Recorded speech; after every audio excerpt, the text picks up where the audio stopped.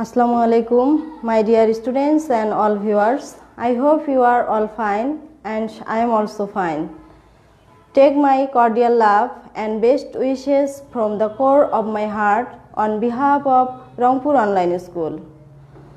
My dear students and all viewers, today I want to introduce yourself with another way. So listen to me. I, Khatun Mollika, am teacher assistant, school daffodil, Sriribandor, Dinajpur. I know that everybody already laughing because I am telling you wrong sentence. So, right sentence is I am Mollika Khatun, assistant teacher in English, Daffodil Residential Model School, Sriribandor, Dinajpur.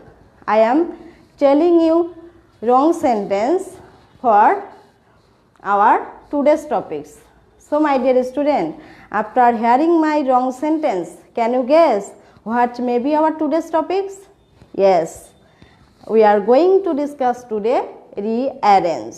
So today we will learn rearrange part 2 because I have already taken a class on rearrange. So everybody look at the board and listen to me, okay? So my dear student, today's topic is rearrange. Rearrange on interrogative and negative sentence.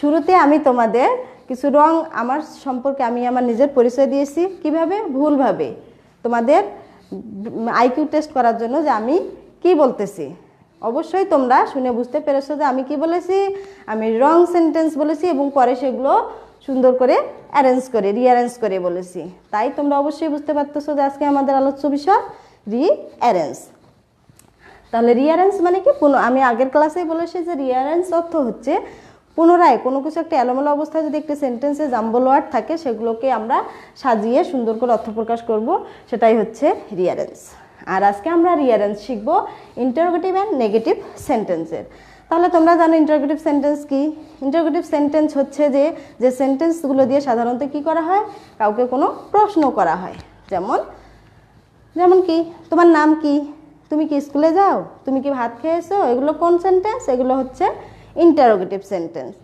R negative sentence মানে কি যে সেন্টেন্সগুলো দ্বারা নাবোধক কোনো বাক্য বোঝায় তাকে বলা হয় নেগেটিভ সেন্টেন্স আমি দুষ্টমি করি না আমি স্কুলে যাই না আমি ভাত খাই না এই সেন্টেন্সগুলো কি নেগেটিভ সেন্টেন্স তাহলে আজকে আমরা শিখব রিঅ্যারেঞ্জ কিসের উপর ইন্টারোগেটিভ এবং নেগেটিভ সেন্টেন্সের উপর ওকে তাহলে আমরা এখন কিছু স্ট্রাকচার দেখি স্ট্রাকচারগুলো হচ্ছে ইন্টারোগেটিভ দেখো এক নম্বরে কি স্ট্রাকচার ইন্টারোগেটিভের স্ট্রাকচার ইন্টারোগেটিভ সেন্টেন্সকে আমরা কিভাবে রিঅ্যারেঞ্জ করব তার জন্য আমাদের অবশ্যই কি করতে হবে বন্ধুরা আগে আমাদের গঠনটা জানতে হবে তাহলে আমাদের এক নম্বরে গঠন আছে কি আছে প্রথমে অক্সিলারি ভার্ব অক্সিলারি ভার্ব মানে হচ্ছে সাহায্যকারী ভার্ব সব অক্সিলারি ভার্বগুলো আমি তোমাদের মোটামুটি সবগুলোই লিখে দিয়েছি ওকে গত ক্লাসে তাহলে auxiliary verb plus subject plus main verb বা মূল ভার্ব প্লাস বাকি অংশ প্লাস ইন্টারোগেটিভ চিহ্ন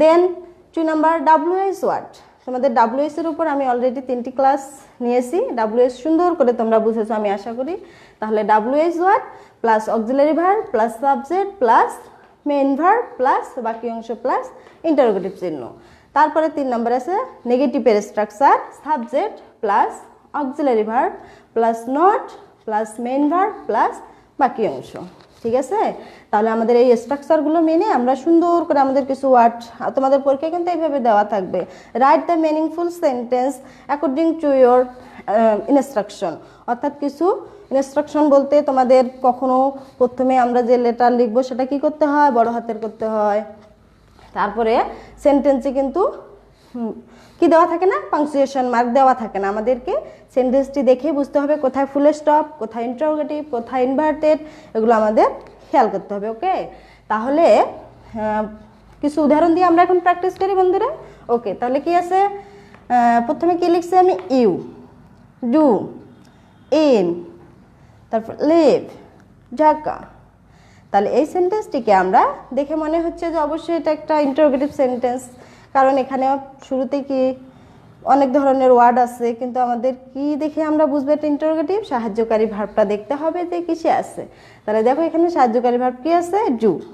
তাহলে কি হবে, ডু নিলাম, তারপরে কি হবে, সাবজেক্ট, তারপরে ডু, ইউ, তারপরে কি নেব, কি আছে আমাদের, মূল ভার্ব আছে, লিভ। লিভ মানে বাস করা, এটা হচ্ছে মূল ভার্ব। তাহলে do you live in Dhaka, তুমি কি ঢাকায় বাস করো, প্রশ্ন করা হচ্ছে না, আমি আরেকজনকে প্রশ্ন করলাম তুমি কি ঢাকায় বাস করো, প্রশ্ন করলাম না। তাহলে আমরা ইন্টারোগেটিভ সেন্টেন্সকে সহজেই আমরা রিয়ারেঞ্জ করতে পারবো। একটা কথা মনে রাখবে, এখানে ডুটা হচ্ছে কিন্তু কি ভার্ব, সাহায্যকারী ভার্ব। তাহলে do you live in Dhaka হয়ে গেল। তারপরে নেক্সট সেন্টেন্স, আর হোয়ার ইউ গোয়িং। তাহলে দেখো আমাদের 2 নম্বর স্ট্রাকচারে কি আছে, ডাব্লিউএইচ ওয়ার্ড। ডাব্লিউএইচ ওয়ার্ড দিয়ে যদি কোনো জাম্বল ওয়ার্ড থাকে, ইনকারেক্ট সেন্টেন্সে ওয়ার্ডটি থাকে, তাহলে আমাদের কি করতে হবে, ডাব্লিউএইচ ওয়ার্ড দিয়ে স্ট্রাকচার, ইন্টারোগেটিভের স্ট্রাকচার করতে হবে। ওকে, তাহলে কি আছে বলো তো, ডাব্লিউএইচ ওয়ার্ড কি এখানে, হোয়ার, তারপরে কি নেব, সাহায্যকারী ভার্ব আর, হোয়ার আর, তারপরে সাবজেক্ট কি আছে, you, where are you going. তাহলে কি লিখছি আমি, হোয়ার আর ইউ গোয়িং, তুমি কোথায় যাচ্ছ, কাউকে আমি প্রশ্ন করলাম, ঠিক আছে। তারপরে 3 নাম্বার আছে, ওল্ড, ইউ, হাউ, আর। দেখো তো এখানে কোনো ডাব্লিউএইচ ওয়ার্ড আছে কিনা, হ্যাঁ আছে, ডাব্লিউএইচ ওয়ার্ড কি, how, how, old, are, you. তাহলে আমরা কি দেখলাম এখানে, ডাব্লিউএইচ ওয়ার্ড, তারপরে হচ্ছে হাউ ওল্ড, ডাব্লিউএইচ ওয়ার্ডের সাথে কি নিচ্ছি, old, how old are you. তাহলে আমরা এটাকে প্রশ্ন করলাম কিভাবে, তোমার বয়স কত, কাউকে আমরা কি করলাম, প্রশ্ন করলাম, ক্লিয়ার। তারপরে আছে উড লাইক কাম টু। তাহলে আমরা কিভাবে সাজাবো, উড, কি লিখছি আমি, উড লাইক টু কাম। তাহলে কি হবে, সাজাবো কিভাবে, উডটা কি ভার্ব বলো তো, উডও হচ্ছে একটি সাহায্যকারী ভার্ব, তোমাদের গত ক্লাসে লিখে দেওয়া আছে। তাহলে উড, তারপরে কি নিলাম, সাবজেক্ট, উড ইউ, তারপর ভার্ব লাইক টু কাম। তাহলে would you like to come, তুমি কি আসতে পছন্দ করবে। তারপরে নেক্সট সেন্টেন্স দেখো কি লিখছি, she, he is drinking not। তাহলে এখানে দেখো তো আমরা নেগেটিভ সেন্টেন্স সাধারণত জানি যে সাবজেক্ট এবং অক্সিলারি ভার্বের পরে কি হয়, অবশ্যই কি নিতে হয়, নট নিতে হয়। নট মানে কি, নট মানে হচ্ছে না। তাহলে আমরা দেখে এই সেন্টেন্সটি দেখেই বুঝতে পারতেছি যে এখানে কিন্তু কি দিয়ে আমাদের সাজাতে হবে, নেগেটিভ সেন্টেন্সের স্ট্রাকচার দিয়ে করতে হবে। তাহলে নেগেটিভ সেন্টেন্সের স্ট্রাকচার কি আছে, subject plus auxiliary verb plus not plus main verb plus বাকি অংশ, তারপর অবশ্যই ফুল স্টপ করতে হবে। ওকে, তাহলে কি করব, কি নেব এখানে, সাবজেক্ট কি বলো তো, কি আছে সাবজেক্ট, হি, হি, তারপর সাহায্যকারী ভার্ব কি আছে, ইজ, তারপর সাহায্যকারী ভার্বের পরে কি নেব, নট, হি ইজ নট, তারপর মূল ভার্ব কি আছে, ড্রিঙ্কিং। তাহলে হি is not drinking T, he is not drinking টি, তারপরে ফুল স্টপ। আমাদের কিন্তু এই পাংচুয়েশন মার্কগুলো অবশ্যই ব্যবহার করতে হবে। তার সাথে কি করতে হবে, তোমাদের যে শুরুতেই আমরা সাধারণত কি করি, সব সময় বড় হাতের অক্ষরে করি, এটাও মনে রাখবে। ওকে, তারপরে কি আছে, ওয়ার প্লেয়িং নট দে। তাহলে এই সেন্টেন্সটি দেখেও আমরা বুঝতে পারতেছি যে আমাদের কি করতে হবে বলো তো, দেখেই বুঝতে হবে যে এটা কোন সেন্টেন্সে আছে, নেগেটিভে। তাহলে কি নিতে হবে? Subject plus were plus not plus মূল ভার্বের সাথে আইএনজি, মূল ভার্ব প্লাস বাকি অংশ। তাহলে কি লিখবো? They were not playing. তাহলে আমাদের এখানে he is not drinking tea, সে চা পান করে না, না বোধক আসলো। তারপরে কি হলো? দে আর নট প্লেয়িং, তারা খেলতেছিল না। দুটাই কি আসলো? নেগেটিভ সেন্টেন্সে আসলো। তাহলে তোমরা সুন্দর করে লিখে নাও, আর আমরা আরও কিছু প্র্যাকটিস দিয়ে এখন শিখবো। ওকে, সুন্দর করে তোমরা এটা লিখে নাও। ওকে, ধরো সেন্টেন্স দিলাম, কি সেন্টেন্স? তোমরা কিন্তু অবশ্যই সুন্দর করে লিখে নাও। ওকে, ধরো am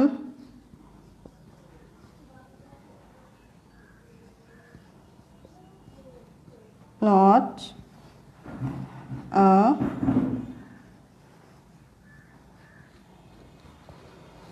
বলো তো এটা কি সেন্টেন্সে আছে? বলো তো তোমরা কি সেন্টেন্সে আছে? নট দেখে অবশ্যই বোঝা যাচ্ছে যে এটা হচ্ছে নেগেটিভ সেন্টেন্সে আছে। তাহলে নেগেটিভ সেন্টেন্স থাকলে আমাদের কি করতে হবে? কি নিতে হবে? অবশ্যই আমাদেরকে সাবজেক্ট আগে নিতে হবে। তাহলে বলো তো এখানে সাবজেক্ট কি? সাবজেক্ট এখানে কি? অ্যাম, আই, নট, এ, সিঙ্গার। তাহলে সাবজেক্ট কি বলো তো? সাবজেক্ট অবশ্যই আই। তাহলে আই নেব, আই নিলাম। তারপর সাহায্যকারী ভার্ব কি আছে? অ্যাম। তারপরে সাহায্যকারী ভার্বের পরে আমাদের কি নিতে হবে? নট নিতে হবে অবশ্যই। তাহলে আই এম নট। তারপর বাকি অংশ কি? সিঙ্গার। ক্লিয়ার? তাহলে তোমাদের জন্য আরেকটি সেন্টেন্স আছে, দেখি তোমরা পারো কিনা। কি হবে বলো তো?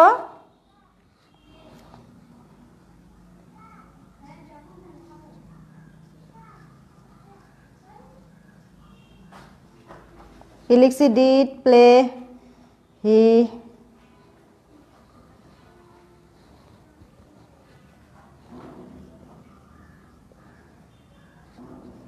কি লিখছি বলো তো?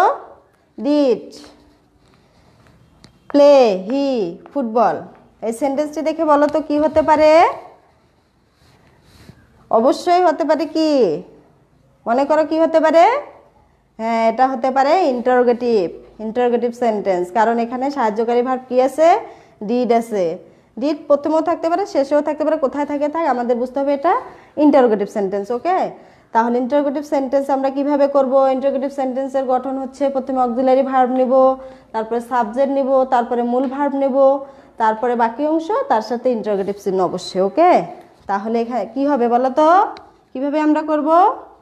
সাহায্যকারী ভার্ব কি নেব? ডিড, ডিড নিলাম। তারপরে সাবজেক্ট কি আছে? হি। তারপরে প্লে কি হবে? Play verb. তোমরা কিন্তু অনেকেই মনে করতে পারো যে ডিড মানে হচ্ছে past indefinite tense. Past indefinite tense হলে তো ভার্বও পাস্ট হবে, কিন্তু ভার্ব পাস্ট হবে না, কারণ দুইয়ের পাস্টেই ডিড। ডিড মানেই সেন্টেন্সটি কাজটি অতীতে করা বোঝাচ্ছে। ওকে, তাহলে কি হবে? Did he play football. সে কি ফুটবল খেলেছিল? ইন্টারোগেটিভে আসলো। ক্লিয়ার? তাহলে আমি আশা করতেছি তোমরা সুন্দর করে সবাই বুঝতে পেরেছো, এবং এখন এগুলো খাতায় লিখে নাও।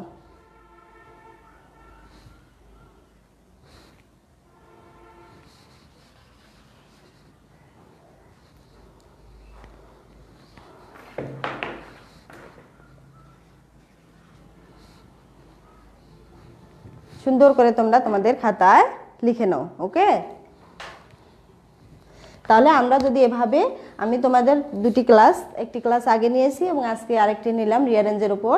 এই দুটি ক্লাস থেকেই আমি আশা করতেছি তোমরা অবশ্যই বেনিফিটেড হবে। আর সুন্দর করে আমি যে সেন্টেন্সগুলো দিলাম এগুলো অবশ্যই আরেকবার বাসায় প্র্যাকটিস করবে। তারপরে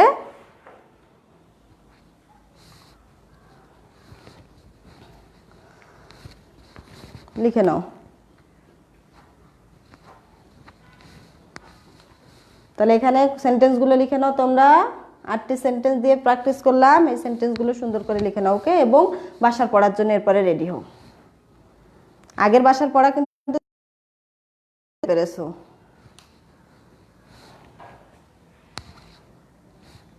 ঠিক আছে, বাসার জন্য আমি কিছু সেন্টেন্স দেব, তোমরা অবশ্যই প্র্যাকটিস করবে।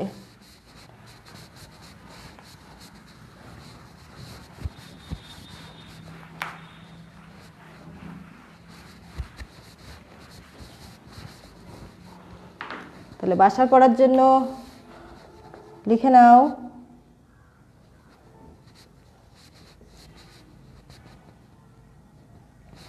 হোমওয়ার্ক, তোমাদের হোমওয়ার্ক দিচ্ছি, তাহলে হোমওয়ার্ক লেখো।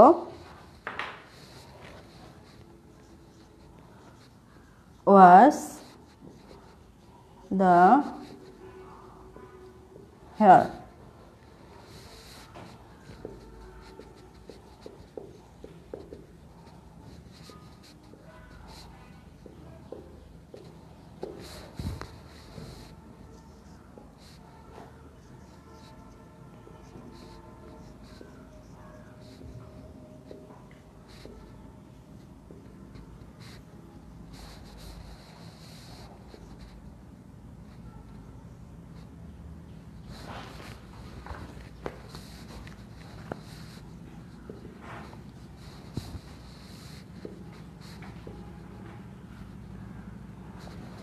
কি লিখছি? You do in read 5 class. তারপরে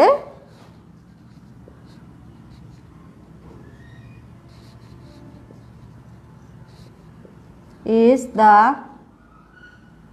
হোয়ার। কি লিখছি? ইজ দ্য হোয়ার।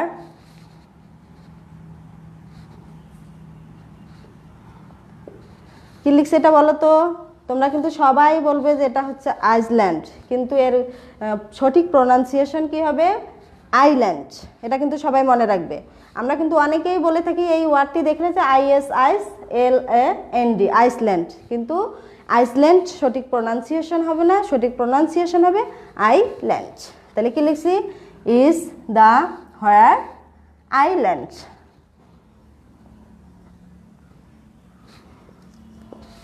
তারপরে লেখো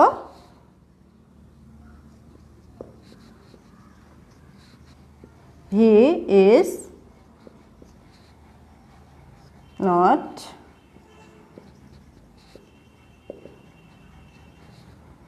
reading a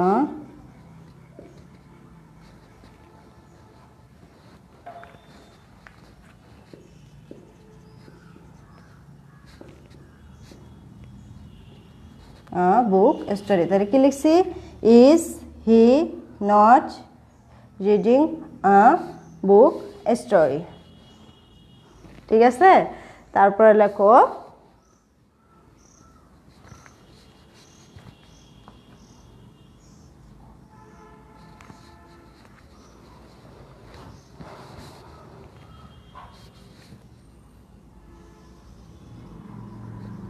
countries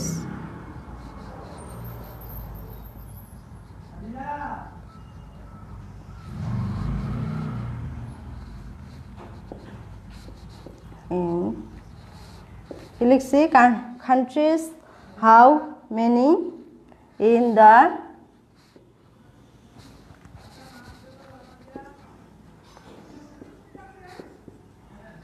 compete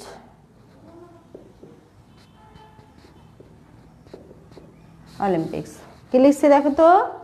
countries how many in the compete Olympics।